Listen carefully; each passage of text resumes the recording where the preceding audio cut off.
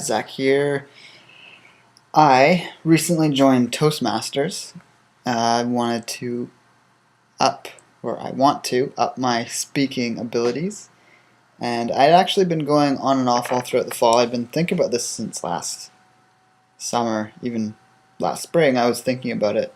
Talked to a friend who was in our local club here, and I was just like going through my mind, just never got around to doing it. Then I started going to a couple events or their meetings for free, and then I finally joined in the new year, just after the new year here.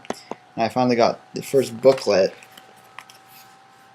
Not that exciting, but it's basically the beginner's booklet, and I just want to give a brief outline of what is entailed in that sort of first booklet, or sort of what it looks like when you join and what it is you have to do. I mean, every club is a little different, so you have to visit clubs in your area, but they are really popular, and you can find them in a lot of different cities, no matter where you are, pretty much, I would think. And the computer seems to be overheating here. I guess that happens when I shoot a video on the computer itself with the webcam. Anyways, don't mind that whirring sound. That sounds like an airplane taking off. So there's 10 speeches in the first booklet. So if you aren't familiar with the format, it's like a meeting. Different clubs have different times per month they meet. The one I'm going to is once a week. So I go there Monday nights. It's like a 2-hour thing. Really organized, really regimented. I learned a lot just from the few that I've been to, maybe less than 10 meetings I've been to, and I've already noticed I'm starting to pick up on ways I can improve my speaking skills. So a big part of that is also the feedback you get from people when you have an opportunity to speak. And at least in my club that I've joined, there's basically an opportunity every meeting to speak. You're not going to be doing a speech every meeting, but there's basically little intermittent things that you volunteer to do, and you're helping lead the meeting, or you're contributing to some of the discussions. And you know that if you're a beginner, you're not forced to do anything except maybe introduce yourself, but you're not going to be doing anything that's that difficult or going to create the fear in you. The whole thing's set up so that you can learn to get better at speaking without the fear factor in there. And it's a very supportive community, I have found, so that it allows people to get into the mode of speaking and improve without the fear of sort of stage fright that a lot of people have about public speaking. So that first booklet I have, there's 10 speeches, and they progressively get more and more advanced. So the first one's basically an introductory speech, and there's not much criteria in terms of things you need to incorporate, except that you're just doing the speech and trying to do it well. And I'd say you have to write up beforehand, try and get it to the point where you might not even have notes, and it has to be, I can't remember the time limit, but there's time limits or ranges of time for each speech as well. And you roughly, people do maybe one speech per month, or maybe more if you're really dedicated and focusing on it. But from what I've heard, people do the first booklet in maybe a year, and there's 10 speeches there.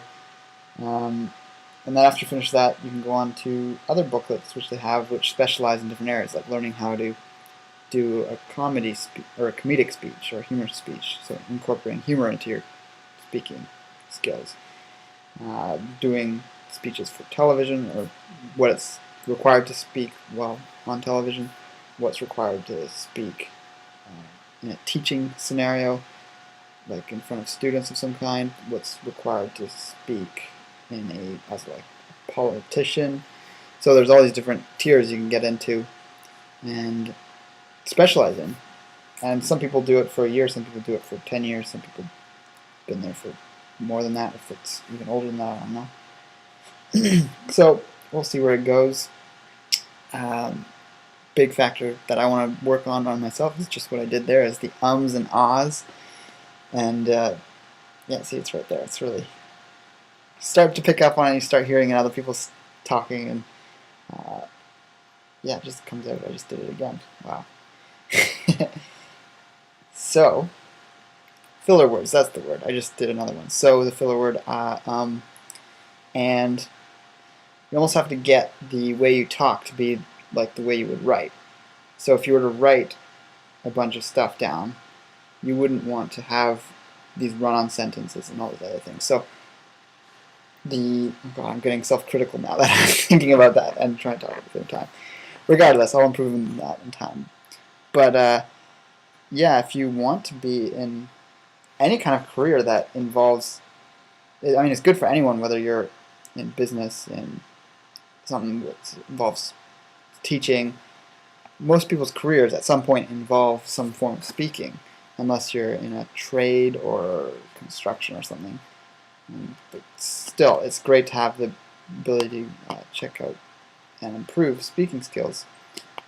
So I'd encourage anyone to look that up. It's pretty cheap. Like, I think it's $60 every 6 months for me in my club.